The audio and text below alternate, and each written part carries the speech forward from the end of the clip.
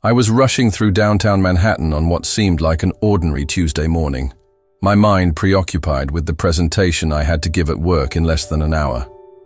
The October air was crisp, and the familiar chaos of New York City surrounded me. Honking taxis, hurried pedestrians, and the constant hum of urban life that had become the soundtrack to my existence for the past 3 years since moving here from small-town Ohio. I had always been the type of person who noticed things others missed, perhaps a trait inherited from my grandmother who used to say I had eyes like a hawk and a heart too big for my own good. As I navigated through the crowd near the financial district, something caught my attention that made me stop dead in my tracks. About 20 feet ahead of me, I saw a man in an expensive-looking charcoal gray suit stumble slightly, then suddenly collapse onto the sidewalk. He appeared to be in his 60s, with silver hair and what looked like a very expensive watch catching the morning sunlight. What struck me most was that despite the hundreds of people walking past, everyone seemed to be giving him a wide berth, as if he were invisible. My nursing background from college kicked in immediately, even though I had switched to marketing after graduation. I rushed toward him, dropping my coffee and pushing through the crowd of onlookers who had formed a loose circle but weren't actually helping. As I knelt beside him, I could see he was conscious but clearly in distress, his breathing shallow and his face pale with a slight grayish tint that I recognized as a sign of potential cardiac issues. "Sir, can you hear me?" I asked, gently touching his shoulder. His eyes focused on mine with surprising intensity, and for a moment, I felt like I was looking into the eyes of someone who was used to being in complete control, but was now utterly vulnerable.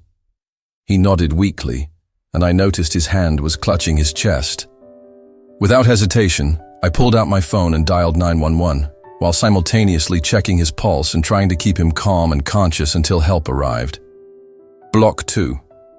The ambulance arrived within minutes, though it felt like hours as I knelt there on the cold concrete, holding this stranger's hand and talking to him in what I hoped were soothing tones. The paramedics were efficient and professional, quickly assessing his condition and preparing him for transport. As they loaded him onto the stretcher, he grabbed my wrist with surprising strength for someone in his condition. "Thank you," he whispered, his voice hoarse but carrying an odd authority even in his weakened state. "What's your name?"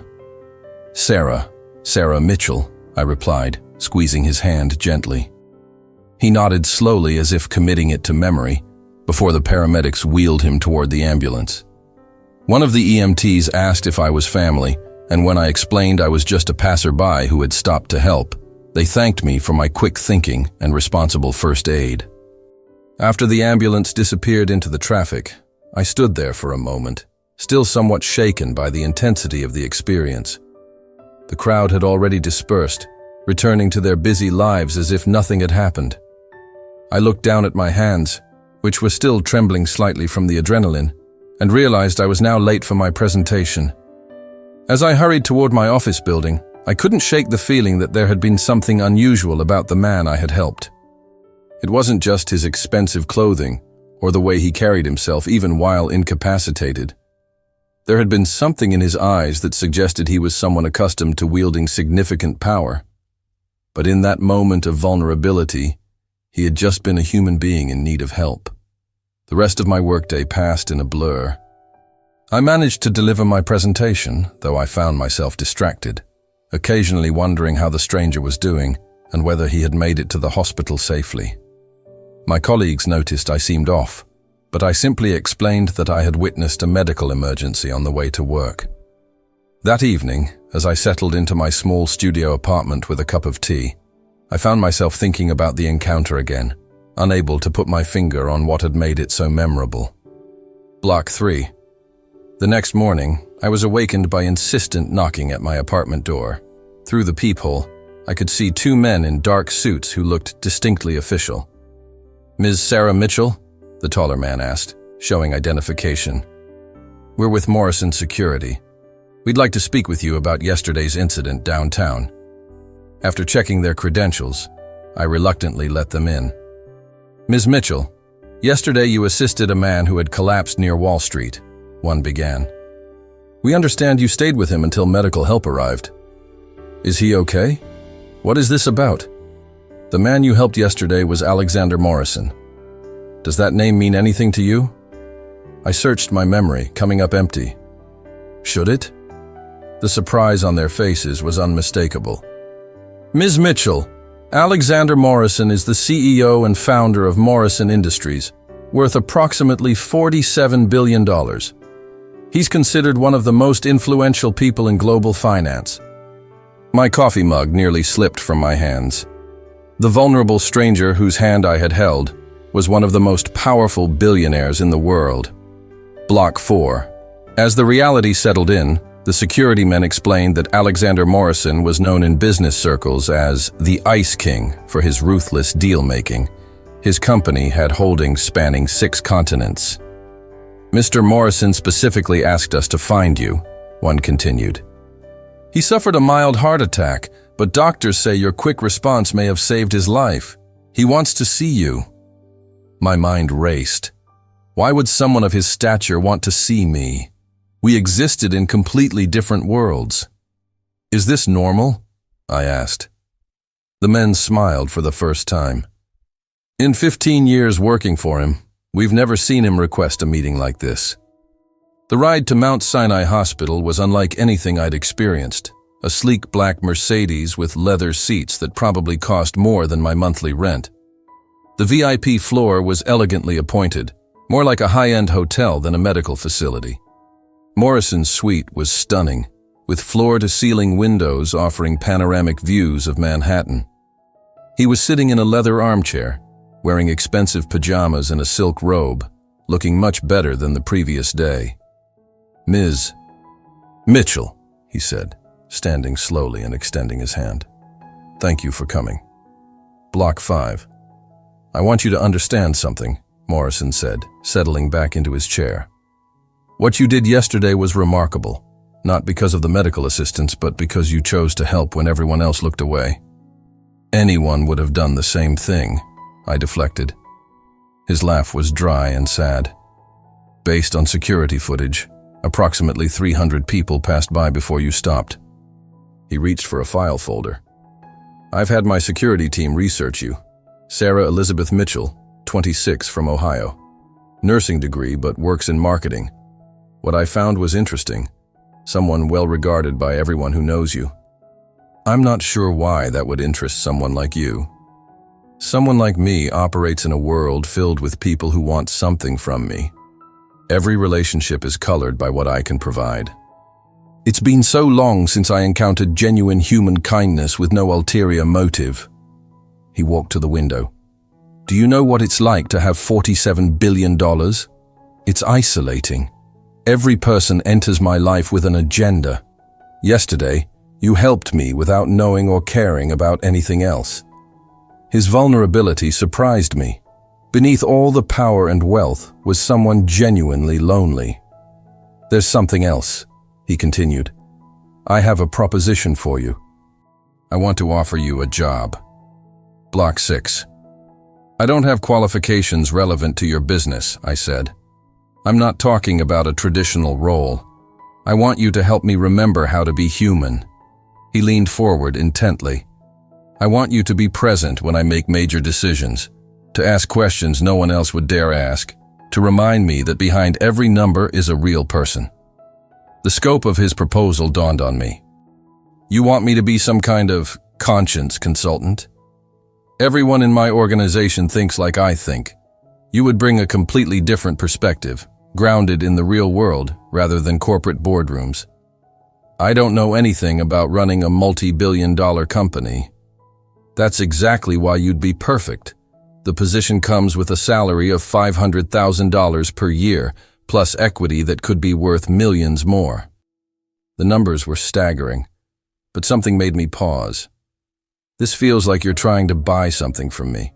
Yesterday you valued meeting someone with no agenda. Now you're offering life-changing money. He actually laughed. You just proved my point perfectly. Anyone else would have accepted without hesitation. You're asking exactly the kind of question I need someone to ask. He handed me a business card. I don't need an answer today. Take time to think about it. Block 7. Before you go, there's something I want you to see. Morrison said, walking to a laptop. Security footage from yesterday. The video showed the busy sidewalk. I watched people hurrying past, then Morrison stumbling and collapsing. The reaction was exactly as he'd described. People noticed, but kept walking.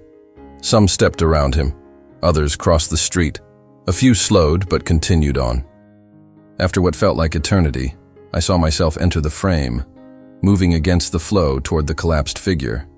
Even on video, I could see the moment I decided to help. "Do you see what I see?" Morrison asked. "Someone doing what anyone should do. I see someone making a choice that 300 others chose not to make. That's not as common as you think." The video continued, showing me staying with him until paramedics arrived. From this perspective, I could see other people forming a circle but maintaining distance. "I've watched this 20 times, Morrison said. "You didn't hesitate. You didn't look around to see if someone else would handle it. You just acted." As I prepared to leave, he handed me a thick envelope. Information about Morrison Industries.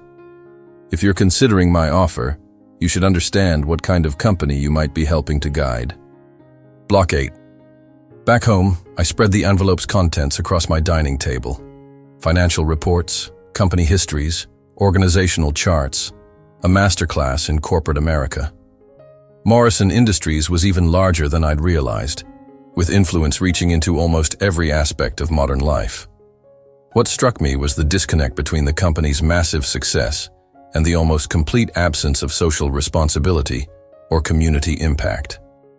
Morrison Industries was efficient and profitable, but seemed to exist separate from the human cost of its decisions. I researched Alexander Morrison himself, reading about his business philosophy and personal life. The picture that emerged was of someone brilliant, driven, and almost completely isolated. One article described him as the loneliest billionaire in America, detailing his rise from humble beginnings to unimaginable wealth, but also the personal costs, failed marriages, estranged children, a social circle existing primarily for business. Reading his background made the offer more understandable. He wasn't just looking for an employee. He was looking for a connection to the humanity he'd lost. The question was whether I was the right person to help him find it. That night, I barely slept, finding myself back on that Manhattan sidewalk, kneeling beside a stranger who turned out to be one of the most powerful men in the world. Block 9. The next morning, instead of going to work, I spent the day walking around the city, trying to get perspective. In Central Park, I watched people go about their daily lives, joggers, dog walkers, families. Everyone seemed to be living lives fundamentally different from what Morrison was offering. But as I observed the ordinary drama of daily life, I began to see Morrison's point. These people, myself included, rarely had opportunity to influence decisions affecting thousands or millions of lives. Most of us lived making choices that impacted only ourselves and our immediate circle. Morrison was offering me the chance to be present when decisions were made that could affect entire communities, regional environmental health, market stability. The responsibility was enormous, but so was the potential for positive impact. I thought about my grandmother, who always said our purpose was to leave the world better than we found it. Working in marketing was fine, but not particularly meaningful. Morrison's offer represented a chance to influence change on a scale I'd never imagined. By evening, I'd made my decision. I dialed the number on his card. Morrison answered immediately. "Ms. Mitchell, I was hoping to hear from you. I'd like to accept your offer, but with one condition. I want to spend a week shadowing you before I officially start. I need to understand what I'm getting into. When can you start?" Block 10. 1 month later, I sat in Morrison Industries' executive conference room on the 47th floor, participating in a meeting about potentially closing a manufacturing plant in Ohio, ironically, near my hometown. The numbers were stark. The plant operated at a loss, faced overseas competition, and required significant modernization investment. Closing it would save $50 million annually. The discussion focused purely on financial factors. As executives presented their analysis, I thought about the 800 families who would lose income, the ripple effects on the local economy, workers who devoted decades to Morrison Industries. "Ms. Mitchell," Morrison said, breaking into my thoughts. "You've been quiet. What's your perspective?" 12 executives in expensive suits turned to look at me. I felt the weight of the moment, the responsibility Morrison had placed on me. "I think we're asking the wrong question," I said, surprising myself with my steady voice. "Instead of asking how much money we save by closing this plant, maybe we should ask how we can help it become profitable while maintaining these jobs." One executive looked skeptical. "We've analyzed every scenario. The math doesn't work. Have we asked the workers for ideas? These people have been doing these jobs for years. They might have insights about efficiency improvements not visible from 47 floors up." Morrison smiled slightly. "Continue. What if we viewed this as an opportunity to pilot new manufacturing approaches? Investment in training programs? A case study for how corporations can support communities instead of abandoning them?" Block 11. "The return on investment would be unclear," another executive said. "The return on abandoning 800 families is also unclear," I replied.